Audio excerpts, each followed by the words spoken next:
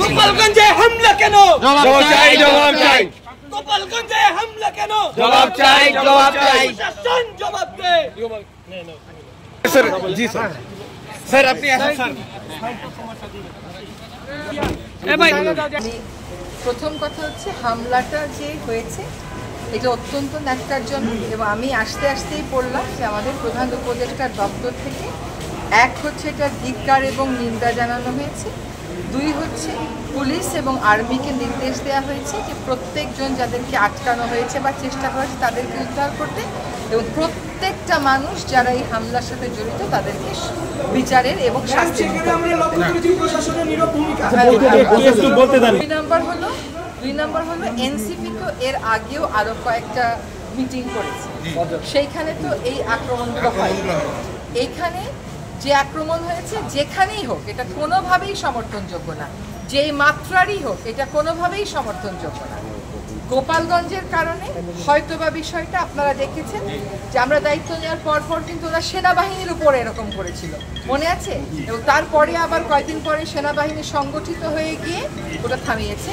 কিন্তু এইখানে যে আক্রমণটা হয়েছে যে মাত্রা আমি বলবো না, ছোট মাত্রারই বা হবে কেন, এটা কোনোভাবেই গ্রহণযোগ্য না, এটা অবশ্যই শাস্তির মুখোমুখি হবে। এবং প্রশাসনের যদি কোনো গাফিলতি থাকে তাহলে প্রশাসনের বিরুদ্ধে ব্যবস্থা নেওয়া হবে।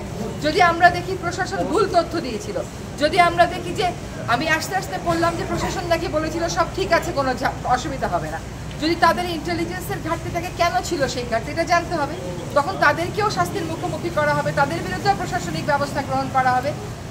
এবং এইটার আরেকটা প্রশ্ন হচ্ছে যে আওয়ামী লীগের বিচার হবে, বিচারের কয়েকটা ধাপ, তো একটা ধাপ আমি বলি একটা ধাপ হচ্ছে সবচাইতে বড় ধাপ জনগণ কর্তৃক প্রত্যাখ্যাত, এটা হয়ে গেছে। দ্বিতীয় হচ্ছে আওয়ামী লীগের সকল কর্মকাণ্ড বিচারিক প্রক্রিয়া সম্পন্ন না হওয়া পর্যন্ত স্থগিত রাখতে বলা হয়েছে, নিষিদ্ধ করা হয়েছে, সেটাও কিন্তু হয়েছে। এখন হচ্ছে বিচারিক প্রক্রিয়ায় আওয়ামী লীগের কি বিচার হবে, আওয়ামী লীগের ব্যাপারে কি সিদ্ধান্ত হবে, সিদ্ধান্ত কি হবে এটা তো আমরা বলতে পারবো না, বিচার বিভাগ বলবে। আমরা আমাদের মতন করে বিচারের দাবিটা যেটা দেওয়ার যে আইনজীবীরা আছে তারা সেই আইনজীবী দেবেন। এখন আপনি যেটা বলছেন 1 বছর হয়ে গেছে, হ্যাঁ ধরেন আমরা যখন দায়িত্ব নিলাম তারপরে বলেন তো 3-4 মাসে কোন জিনিসটা ছিল আমাদের, মানে আপনি বাহিনী বলেন, প্রশাসন বলেন, আমলাতন্ত্র বলেন, বিচার বিভাগ বলেন, কোনোটা কি ছিল আমাদের সাথে? আমাদের সাথে কারণ পুরোটাই তো কলাপস করে পড়েছে। এই জিনিসটাকে একটা জায়গায় নিয়ে এসে বিচারের কাজটা শুরু হয়েছে এবং বিচারের কাজটা কিন্তু সরাসরি সম্প্রচার করা হচ্ছে। এখন আপনারা যারা রাস্তায় ছিলেন আপনাদের আবেগটা হচ্ছে যে এক্ষুনি হচ্ছে না কেন?